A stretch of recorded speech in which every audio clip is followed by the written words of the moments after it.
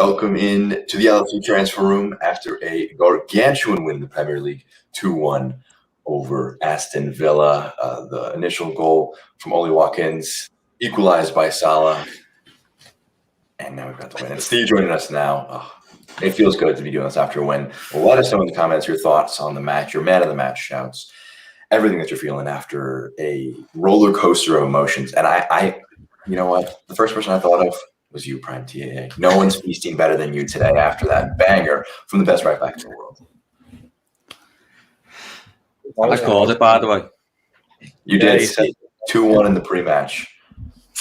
Southgate at the match had to watch that masterclass by Trent. I thought he was pretty good throughout. I thought he did a decent job on the defensive side and the right-hand side, and then he obviously stepped up when it mattered most. I think Trent and Robbo were both superb today. I think the whole team, to be honest with you, I don't think there was any weak links, really. Alisson maybe could have done better for that goal, but I think the whole team performed decent.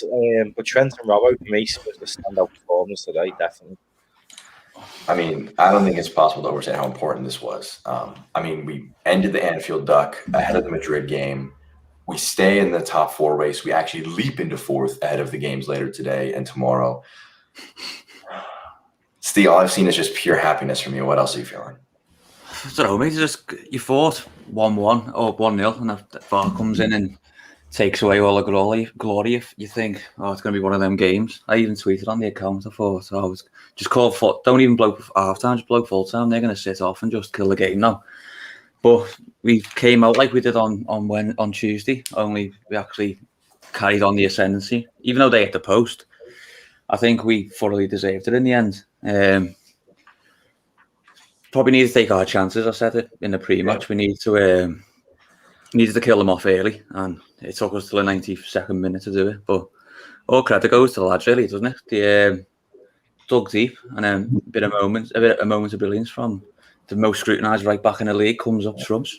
I was literally about to say it. Yes. It was on my mouth. It felt like the Liverpool mentality monsters of old, where I actually felt like we were going to come back and get something out of it. Chedu, you had the same thought. Yeah, I can back that fully. I think for the entirety of the season, I have never, ever felt that we were going to score late in the game.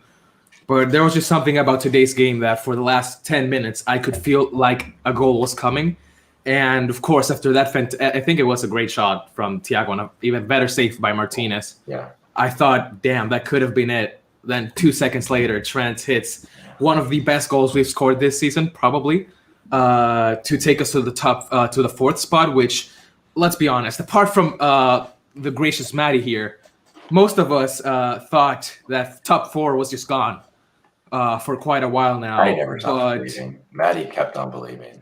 But this has brought, a sigh of relief for Liverpool fans and for the players themselves. So, because now we're just, looking at the table, if West, the chances of all of this going in our favor are quite low, but if it happens, it'd be great. But if West Ham lose, Chelsea draw or lose, and same thing with Spurs, we'd stay in fourth. But even then, even if they all go ahead of us, still, we have closed the gap. A 1-1 draw would have been bad for us, very, very, very bad in the race for the top four. But I think there's a really, really good chance that we actually get fourth, especially with the fact that we only have one top six team game left, which is United at Old Trafford.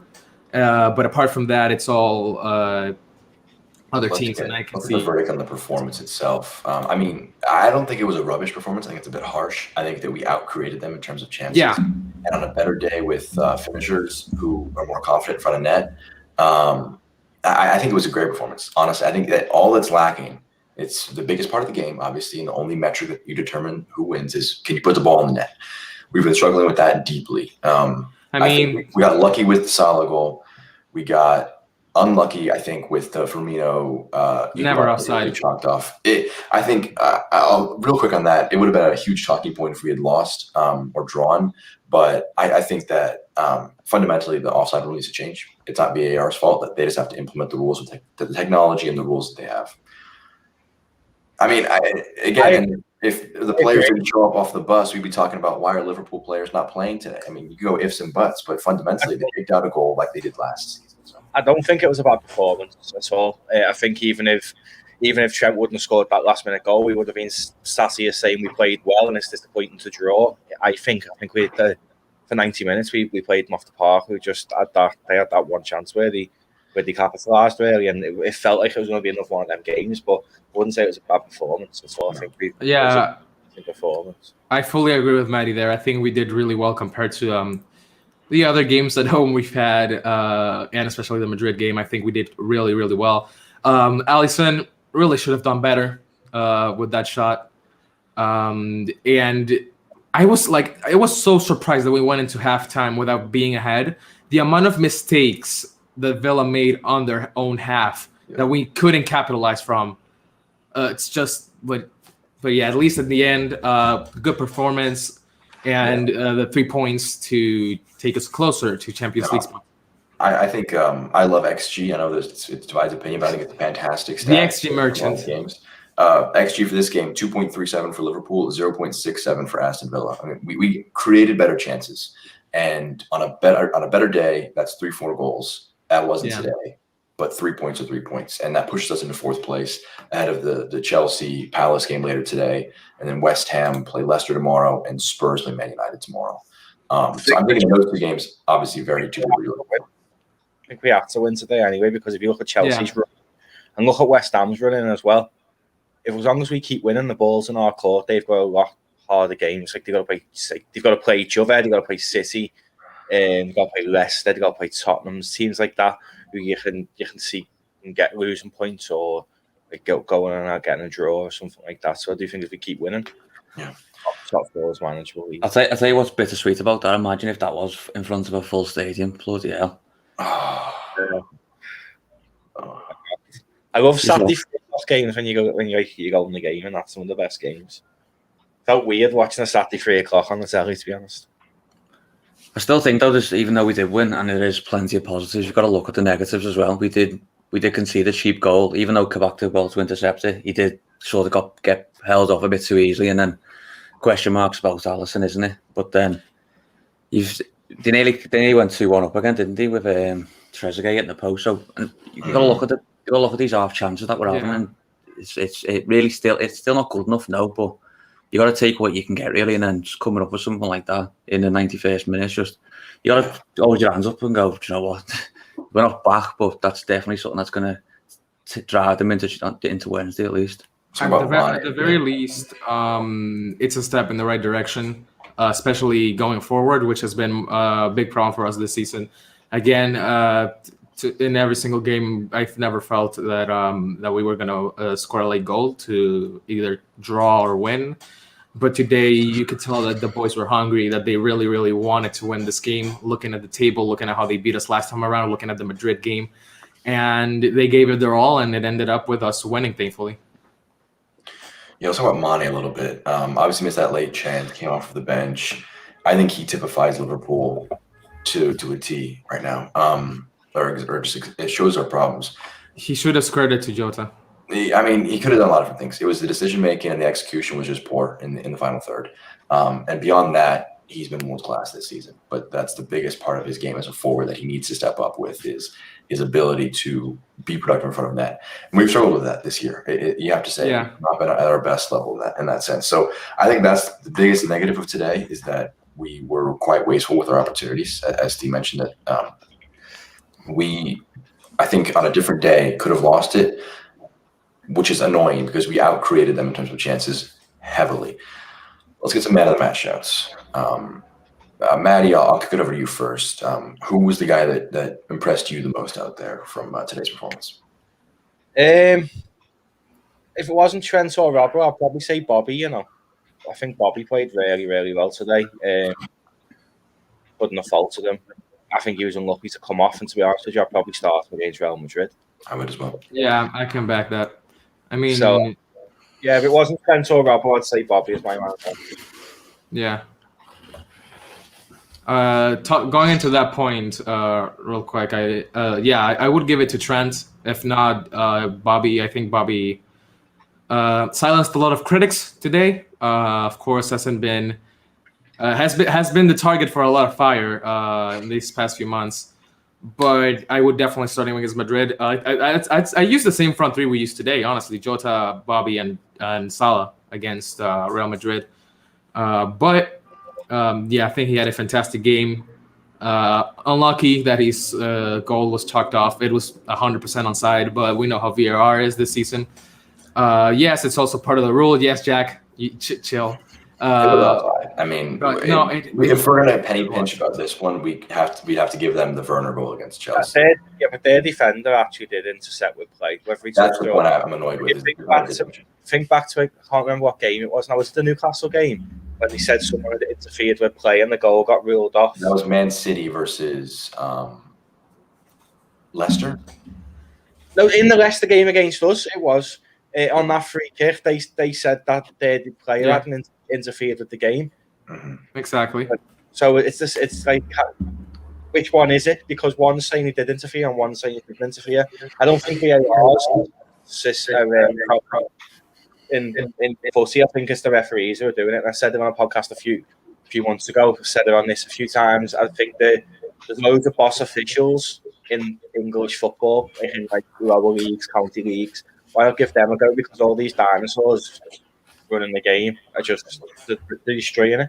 Yeah, it's even more infuriating. Imagine a stadium full of fans with that. I mean, you have to wait 2 minutes to figure out if that's a goal or not. I mean, I've seen stuff about technology that can instantly figure it out, but that's a few years out. So, solutions for that, but those solutions are not for today. Out of football, aren't they? I seen a tweet before. I seen a tweet before that said the most consistent thing is the referee's inconsistency. It says it all, doesn't it? Steve, you're man of the match. I'm going to say Fabinho. That was your pre-match, wasn't it? No, I said Salah, mate. That was Matty's. No, but he didn't really put a foot wrong, and then in the dying minutes, he stopped that Barkley attack, didn't he? So you've got to give him for that. But he was quite unnoticed in most of it, I thought. Well, I probably wasn't watching him that closely, but he seemed to sweep up a lot of it. But I think there wasn't many standouts, even though maybe the fullbacks were up there, but I don't think many stood out. I think it was more collective and just digging in at the end of the day, which is something that we've been lacking, especially in these type of games where you think the chips are down, and if you have an open goal, you're still going to miss, that kind of thing. That was a huge one. I think this is also a pretty good debate. We talked about it before the match. Wijnaldum, Milner, Fabinho as the midfield trio. Who are we wanting in the midfield? I think Fabinho is just first name on the team sheet pretty much. Of course. I think Thiago should have played last week. I think he should play this week as well. I mean, it should be Fabinho, Thiago, and Wijnaldum against Madrid. Agreement, Matty, Steve? Yeah, probably. I'd probably say Wijnaldum, Wijnaldum, Fabinho, and Thiago. I mean, I think I saw someone say Wijnaldum didn't have the greatest day today. Thoughts on his performance? I thought he was actually all right before he came off. I don't know. I didn't see too much. He didn't do too much. Didn't do anything wrong, but didn't do anything really to criticize. So I don't know. I just feel I'd like to see something like Fabinho, Thiago, and Diox or something against Real Madrid, but we're not going to see it. But no, I can't imagine Klopp looking at Kane struggling after being on the bench for a while and then saying, "All right, Oxlade, I'm going to do it again. It's your time to get screwed over by the long layoff." Can you guys see Klopp? Us needing 2 goals to at least go through on away goals, playing all 4 of our attackers. No, I think we went 2-0. I can't see that honestly. I think that we were exposed in the midfield against Madrid last time out, and we didn't look great in the midfield either today. So I think we need. I don't know how good Fabinho is in a 2, like a double pivot. Probably be fine because he's the best midfielder in the goddamn world. But I don't know. I think that, and I don't want us to leave Trent exposed because he was exposed against Madrid. So I don't know. Front 4. Are we feeling that? If you're playing 2 in the pivot, I think you put Thiago there, and I think he's more effective going forward than being in a pivot. And I think that's the player that you put there. If you put 4-2-3-1, you probably put Thiago further back, which I don't think I like. But this was the image of Trent kissing the badge after playing that winner. What a goal! Oh, what a Jesus man! Christ. Yeah, So- so knew Southgate was in there, though, didn't he? Therefore, he had a point to prove today, Trent. You could just see it. Yeah, I mean, he is the best right back in the world, hands Yep. down. And anytime you compare him to anybody else, it's an insult to the game. I mean, he is unbelievably good. And I don't know why you would want to move him from right back, because he is the best right back in the world. And he could be a great midfielder. I don't doubt that he could be the greatest midfielder in the world. But we have the best right back in the world, and I think we should cherish that. And he's one of our own. I'll give I'm in agreement. I think that, Trent scored the winner. Most important part of the game is to score more goals than your opponent. I think he was solid defensively too. I think it was very good. I think there was that one moment when Trezeguet got injured. Yeah. And I was worried that was going to be a penalty because it was a bit of a reckless challenge. But, I don't know. Just positive. So let's talk about a bit on the negative side. Is there anything that we think worried you from this, that if it happens against Madrid or against Leeds? Alisson? I think, listen, I love Ali. I think he's one of my favorite players, but I genuinely can't remember the last time he had a masterclass against someone. I genuinely can't. And it scares me because if he's allowing shots like that to go in, imagine if someone like Benzema takes a shot on target. What's going to happen then? You know? I don't know. I think it's a bit harsh, but other thoughts on Alisson's performance from you, Steve? I don't know. It's one of them things, really. If a midfielder makes a mistake, it doesn't really. It's normally cleaned up by then, isn't it? So when it is the keeper, it's under the microscope a lot more. So I don't know. He should have saved it, but then he's all we've got. He's probably the best in the world still. But I'm not sure. I'm not sure what you can do, really. Obviously, he's gonna go back to training through the week and look to rectify that. It's just one of them things. You can't save everything at the end of the day. So if it went top corner, you go, what a goal. If it's straight at him, it goes through his arms, then fair enough. But the same happened to Manuel Neuer, and he's arguably one of the best against Mbappe on Wednesday.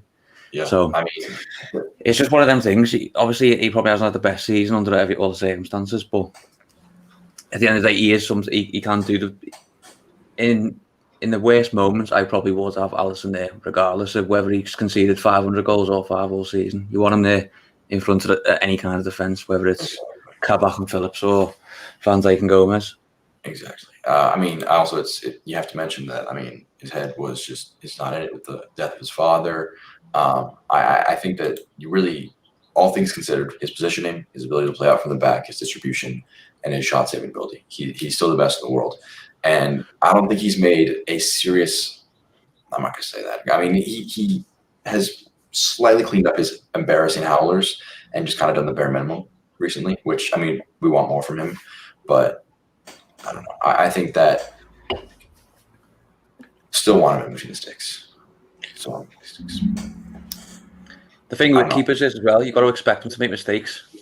Reina, Mignolet, every keeper we've had in the past makes mistakes. Obviously, when we're having a bad season, every mistake is scrutinised a lot more and a lot worse. So we've got to take it on the chin. I think you've seen what happened with Chelsea. They've had keepers in abundance, and they've all made mistakes. So we've got probably one of the best keepers in the world, no matter what Dan does say. That Oblak's probably better, but he saved us so many times. So I don't think maybe 1 or 2 mistakes are going to sort of take him down the pecking order, especially amongst all the best goalkeepers.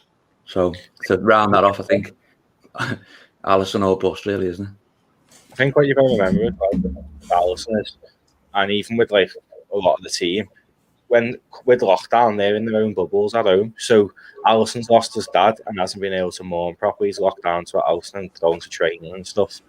And then with the whole team, you think of players who've come in, look at Kabak, for example. He's come in from a different country to go learn a new language, learn a new team, and he can't go and do anything but leave his house. So I think that has a mental effect as well on some of the players, and I do think that's why some of the players have underperformed this year, for that mental side. Because usually when you have a few days off, you can go and see family and stuff. Past year now, they haven't been able to see anyone with the 4 walls in the house, so it'll affect them, won't it? So against Madrid, what changes are we making? I'll float one out there. I think Firmino should start again. Yes. We should learn from the first Madrid match. We should learn from today.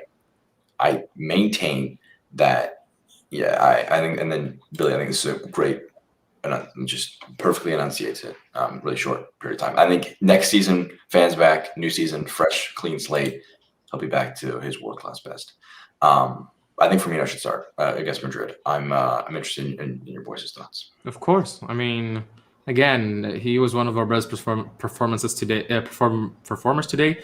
Mane personally hasn't had a good run of games recently. Against Madrid, didn't really do much. Firmino, think he would be. He has to. It's not. I think the exact defense and attack should be the one played against Madrid. The only thing I would change is just Thiago and Wijnaldum in midfield. I think the game plan will need to change for Wednesday. Obviously, we've seen what he can do, but I think what needs to change, we do have to change the game plan a bit for when they've got the ball. Obviously, we need to protect the back four because they had 3 or 4 occasions on Tuesday where they got in behind too easily. But then I think the front line just needs to stay as it is today because you don't want anyone. Obviously, Real Madrid look at the bench now and see Mane on there and think, oh yeah, who else would you not want on the bench? You got Sadio Mane, one of the probably strike fear in most defences across the world. And you got him to come off the bench, maybe 25, 30 minutes to go. It's a no-brainer, really, isn't it? Yeah, Matty, go ahead. I agree. I think Bobby needs to start. Keep Mane on the bench. If it doesn't go to plan, you can bring Mane off the bench, be fired up, getting dropped in the quarter final. The effect that had the one Alden 2 years ago could have that same effect on Mane this year. I think Bobby has to start, Thiago has to start, and then I don't know who starts with Thiago and Fabinho. I'm not too sure. I'd like to see like the Ox or Keita or someone more attacking, but it'll probably be Gini or Milner. Mm-hmm. So Keita obviously didn't appear today. Worries about his future for the rest of this season? I think he's done. You think he's done? Yeah, I think he's done. I don't like that idea. I love Keita, but I can't escape the sneaking suspicion that it's what have you done for me lately? And he hasn't done anything for anybody lately, and it's the harsh truth. It's like I said in the stream we did yesterday, which is he's obviously a player with a lot of talent. He's class. He has a lot of potential as well, but he just hasn't done much for us since joining years ago. And he's been injured out a lot, of course, starting with the Rakitic injury against Barca. It's just been injury after injury after injury, and whenever he comes back, he doesn't really do much. Towards the end of last season, he was seeming a little bit bright, especially the game against Chelsea, where we lifted the Premier League trophy. I think he did great there. But coming into this season, hasn't done much, has gone out injured, and it's just the same cycle of injury, comes back. When he starts to do all right, he gets injured again. And while I would love to give him an extra season, I wouldn't be surprised if he does go after this one. How about a loan from Black? This comment. Essentially loan him out to another side, give him a side where he will be dependent on. He'll have to have his fitness be reliable, and he'll play with him. So who's going to loan him? Now, I'd imagine he come in for 70 million, weren't it? I can't imagine him to be on small wages. Yeah.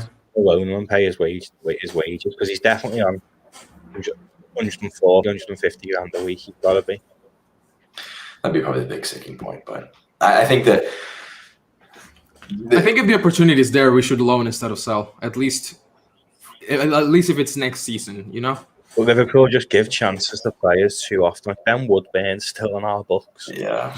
You know what I mean? Like if he's not going to make it, Liverpool just sell him on, cut your losses. What's the point in biding your time with him? Harry Wilson had a belt alone at Derby and didn't mean he got a chance at us. So I mean that just proves he's not good enough anyway for the squad. But if Keita's not going to make it, Liverpool, why hang on to him? I agree. I think in terms of starting him on Wednesday, we talked about it last week or this week. He didn't do much when he came on, so I don't think. I'm not saying he doesn't warrant the opportunity, but then it's not really the game you want to start giving players who are struggling with minutes a chance, because you're not going to start. Even though we've said Oxley, Jamie, you don't want to throw him in because you don't know how he's going to play, and you got 5 subs, but then do you really want to waste subs on players who are just playing bit part roles or just being passes across the pitch. You want the starting 11 to be the best possible one, not just to try and keep the players happy, because it's not about that at the end of the day. Get through the game. If we win, we win. But I'd rather go into it with the best side possible, not trying to keep people happy. In terms of keeping or selling them, I don't know. He's had his chances now, and he's quite injury prone. I think he probably has to go to like a bigger team, maybe like Bayern Munich, Real Madrid, Barcelona. They're the ones you could probably front the loan fee, but I don't think anyone, especially in the Premier League, while the top 6, will want to pay to like Southampton for Minamino and pay his wages, especially with the inconsistency with what he brings to the team anyway, with his injuries and performances. A bit of a poll up here. Keep one. Oxlade, Chamberlain, or Keita? Naby. It's a hard one now, isn't it? Proper hard one. I don't know if the Ox will ever be the same post injuries, but then Keita's injury prone, and so's Ox. If you're going off performances they've had in a red shirt and you're keeping them purely based off that, it's got to be the Ox, hasn't it? Versus potential, I think what they could do, Keita. Yeah, that's what I mean. It's a tough one. I think Keita's massively underconfident as well. With the injuries have sort of dampened his career, but how many times you say it that people have got great potential and they never live up to it? I mean, we got told that that Ryan Babel was the next Henry, and that didn't pan out well, did it? So, in the grand scheme of things, you've got to see who's going to give the team more. If you keep Ox, is he going to, when you bring him on in the 70th, 65th minute, is he going to do the job? Same with Keita. So you got to think in that respect. If you're asking me personally, I couldn't tell you. I generally don't know, because Ox pre-injury was probably untouchable at times, wasn't he? But Keita the same, so I don't really know. It's just, but we spoke all season. We need the depth, don't we? So it depends which one you want to keep. So which one can actually play a part in the team, not just one who can be on the bench and make the numbers up just as a figure, really. Yeah, I'm. These are better problems to have. That's the impact then. When he comes off the bench, the Ox probably offers that little bit more, doesn't he, than Naby? Say that first part again, Matty. Yeah. Coming off the bench, do you reckon the Ox offers that little bit more than Naby? I think so. I mean, think from what we saw last season, I could back that. Yeah, I mean, last season he was what, a third midfielder with most goals? Was it something like that? Yeah, he definitely has an eye for goal, especially from outside the box. And coming in from the bench, he is good. This season hasn't given me too much to celebrate about, but I do think he's still a decent player, and I think, I don't know. It's, for me, doing Naby and Ox talk, it's like borderline. It's like it's so hard for me to say out as hard as it is for me to say in. It's just very hit or miss with those players, really. Yeah, I think they are backup players, though, aren't they? Say that again. They are backup players, so we need to strengthen the midfield. Not strengthen, but strengthen in that area. We don't want backup players who we've got who don't come on it at all. We want players who can actually offer something coming off the bench, and just leave them if we do have another touch wood. If we do have another injury crisis, we can call upon these players like Ox or Naby. But I think keep or sell, I'm not bothered. We just need to get things sorted in terms of the transfers. In terms off the bench, Oxlade can make a huge impact, but the issue is he's not been trusted to come off the bench. So it's like, well, what's his value at that point? Yeah. Jones has been getting on over. I mean, I'm not complaining, but Jones has been getting on over the Ox, Annie. So both makes you wonder where his future lies. Does he stay at Liverpool? I'd be gutted if he left, to be honest. I do like the Ox, but makes you wonder, because he just hasn't got a sniff at the first team this season if he stays or not. Yeah. But then I think I'd probably cry if I watch the LFC hip hop quiz without Oxlade there. It's unacceptable. But then you've got to see which one you can cash in on, because if West Ham want to get Oxlade Chamberlain, then you can probably cash in on him. I don't know how old he is, but is that homegrown quota, isn't it? So add a few extra million on that. We have our own problem with that, though, is you look at signings you want to make. There's not a ton of English players looking at bringing in, and we're looking at offloading a few of them. So, I mean, you look at Nat Phillips, look at getting rid of, obviously, Oxlade Chamberlain. So it's like, that's something that you have to consider as well. But no, this was a huge result. So looking even further past Madrid, next match in the Premier League is against Leeds, who obviously beat Manchester City today 2-1 despite being a man down. After today's results, a pair of 2-1 wins for both sides. How is our confidence level for that one about a week and 2 days out from that? For me, Leeds is. What do you say, Matty? I think it's the hardest game of the season to predict. But yeah, Leeds is such a volatile team that you don't know if they're gonna play like prime Barcelona or like fourth tier Leyton Orient. It's like it's so hit or miss, and it's so hard to predict. And Bielsa is a fantastic manager in my eyes. He has quality in the squad, but we've seen this season it can go any way. Our first game, 4-3.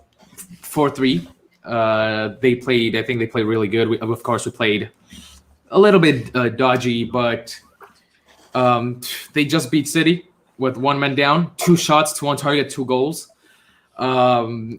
It's going to be an interesting game. Just like the first game of the season, when I saw that we were playing Leeds, I was not confident. I was scared, and I think I'll be scared against Leeds as well. I think it depends a lot as well on the mentality after the Madrid game. Of course, we have the mentality now in the Premier League where, okay, we won, we're in 4th right now. Whatever happens with the other teams happens, but we need to make sure that we keep winning so that we can at least get a Champions League spot. And I think that this year will get even bigger if we end up crashing out against Madrid. And if we win, it's gonna give us momentum. That's gonna help the team keep going. So I think either way that the Madrid tie goes, I think it's gonna influence positively the game against Leeds. But it's gonna be a tough game. It's gonna be a really, really tough game in my eyes. Yeah, I mean, was it you, Steve, who said he was around 180 minutes, something like that? Right, mistaking for someone. Rich. It was Rich. My head's all over the place. I'm just happy that we won. It was a huge 180 minutes today, and then against Madrid, obviously. Yeah, I said that. Definitely knew you said that. It's season, isn't it?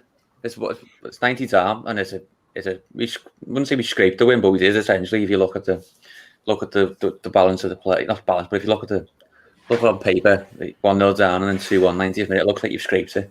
But then it's just more wind in the sails, really, isn't it? So is it any goals, any 3 points is an added bonus. It just depends what team turns up against Real Madrid, and then from there what the result is, and then same on Monday night when we play Leeds. Is whoever turns up, we need to go out firing again because they're going to be going hell for leather, aren't they? We know how they play. We know how they played first game of the season. He went in front twice, didn't he? So we just got to take. Yeah, I want to pull this up from Billy. So I want to get your take on this. I am sometimes frustrated by our insistence on playing this high line, even when it struggles at times. And I know, Matty, we've kind of clashed a bit on this, on the stubbornness of Klopp to stick with his system and not change the way they play football. System change? Not a system change, but against Leeds, we saw what happened when today against City, and I'm wondering if they'll learn from that and from today and the last few matches as well. That you see one pinged pass from Toni Kroos, and Phillips can't really deal with that. Kabak can't really deal with that. So I'm wondering if that's something we should look at adapting, maybe not changing. No. I have to say, we say continue with this system. I think we'll be all right against Leeds. They'll come and attack us when teams come out and play football instead of sitting back. We do play a better game. Look at today as an example. I do think that when teams attack us, we play better. I don't think comparing Leeds to like Real Madrid, mad. I feel as though Nat Phillips and Kabak have got Patrick Bamford covered in that game in terms of like. They haven't got a Toni Kroos that's going to bring the ball 40 yards onto Vinicius Junior, have they? So, and isn't Rafinha out? Didn't he get injured today? He limped off before, yeah. That's a big. That's another one. That's another one to prepare for. Yeah, but that's another thing. But they've got a similar defence. They're going to be, unless that red card gets rescinded, the captain's out now, isn't he? So that's another thing to look into. It's just we've got the thing is we on the balance of things. The front three or the front four are probably the most feared in the league. So, and obviously, if they're not firing, then we all think, nothing's going to happen. But at the end of the day, we have got the best front line probably in the league. So, that's always something you can go into a game. No matter if they're scoring every week or they're scoring nothing at all. Mane's got a goal on him. He hasn't had one in 6-7 games, but he's still got a goal. Firmino has a goal today, which was wrongly disallowed. José can score whenever, and Salah can literally pull a goal out from whatever, from out the day, really. But you can see we're getting goals by midfield all over the pitch. Trent's got finally amongst the goals as well. And then Robertson had a shot for the first goal anyway, which Salah headed in, yeah. So, but in terms of the comparison from Tuesday, we're creating a lot more, and it actually looks like we're actually going to get a shot on target. Maybe the credibility of the chances isn't there at the minute, but it's still chances created. And if you're all the XG people are all made up with that, but it's more chances we're creating, and it's more chances to get a goal, isn't it? So you can't argue with it. Yeah, I agree completely. Completely lost my train of thought about what I was just going to say. Devastated. But here's what happened, boys. We just won. I saw 3 frowns. Oh, I'm some buzzing. It's the first time that we win 3 in a row since the first 3 games. Man, that's a crazy stat. I mean, I was happy to before the game. Liverpool do not lose when the Nationals on, and they said it there on commentary. I think it was 1958 the last time we lost when the National was on. So it's good omen. Good stats compared to like the first time they lost 6 in a row since like 1855 and stuff. No, six in a. Well, if it's at home, then it's the first time ever. Yeah. If it's in general, then I don't know. I still think that we're good this season. I think we finished 4th. I think we probably do get past Real Madrid in the Champions League. So there's still plenty of reasons to be positive. Yeah, I mean, I think there's Matty. I always appreciate your positivity, and I think that it's the right mentality to have, because if you succeed, then you're vindicated. I mean, you were right, and you were right in the right way by being positive. But yeah, I'm just very happy with this performance. It's going to bug me that I couldn't remember what the point I was going to make to add on to Steve's point. But last few minutes here, boys, a good 40-minute stream. Thoughts on the game going forward against Madrid, and just how are you feeling? Well, I gotta to make it feel a little bit more normal. Vinicius trash, Benzema trash, Asensio trash, Cruz trash, Casemiro trash, Modric trash. I think we're gonna win 10-0. Sounds like me. I do think we beat Real Madrid. I do, whether that be 3-1 or 2-0. Because I do think that we beat them. I do think we go through. I think winning today will help. Gives us a bit of confidence back at Anfield. So yeah, I do think we get through past Real Madrid. I think we finish 4th and win the Champions League still. I'm still quietly optimistic on that. Steve? It's back amongst the goals, aren't we? Especially at home. It's like the first goal in open play since West Brom when Mane scored. So it's another thing with them. Real Madrid come to Anfield, even though it's fanless. There's still history around coming to Anfield with a lead. That's always going to be in the back of their mind. So if Liverpool come out pressing from the start, then that's going to shake them up, isn't it? So it's in Liverpool's hands at the minute. We've got the away goal. We're back amongst the goals and the points at Anfield. So it's only way is up really. But I'll say this, they'll probably get beat on Monday. So I'm going to refrain from that bit at the minute. But it's good to see we finally winning again, especially at home. Even though it wasn't the most traditional of performances from Liverpool, it's still a win. And a win's a win. At the end of the day, it's 3 points on the board. It doesn't matter what happens. Liverpool are still winning, and now we're in 4th. Ben was far from right. That was a great stream. That was just I loved it. That was a passionate stream. But yeah, going back to it, I'm so happy that Trent had a good game. I think it's going to help his mentality a lot because after that Madrid game and all the abuse he got online was bad. It was really, really bad. But hopefully, surely especially after that goal, his spirits are definitely up again. He's getting, of course, a lot of praise because of today's game, and I hope that gives him confidence against Real Madrid. Yeah, Zach, I agree with you. We talked a bit about the Mane issue. Just end product is the only thing he's lacking right now. It's a huge issue to be lacking, but I think that there's a lot of reason for positive. And if recent form is any indicator, that means that things are about to come crashing down in some devastating way. But I'm just glad that these points happen because it leaves the door open for top 4 in the Prem. And I think that it's overall just a tremendous, tremendous result. And the spirit is back. I think that's the last thing I'll hit on before we wrap up over here is last season, this kind of match, there was just every time it was a 1-1 or it was what match we were struggling to get the breakthrough in, it would just happen. And if no fans makes it difficult to do that, and mental burnout makes it difficult to do that, but we're slowly getting back there. So we will be back from Madrid. It's going to be a big one. Is that the biggest match of the season? Yeah. No. Monday is. Each game is the biggest game of the season. It's the way it's got to be. Yeah, every game's a must-win. Nice mentality. I mean, that's what Fabinho said. I think it was Fabinho who said that they're taking every game like it's a final. Because that's how we have to be right now. We've put ourselves in a bad spot, and it's up to us to dig it out. Yep. Any last words from you boys before we hit end the broadcast? The Reds are going to win the Champions League and get top 4. Zidane is finished. He was never a good player. I'll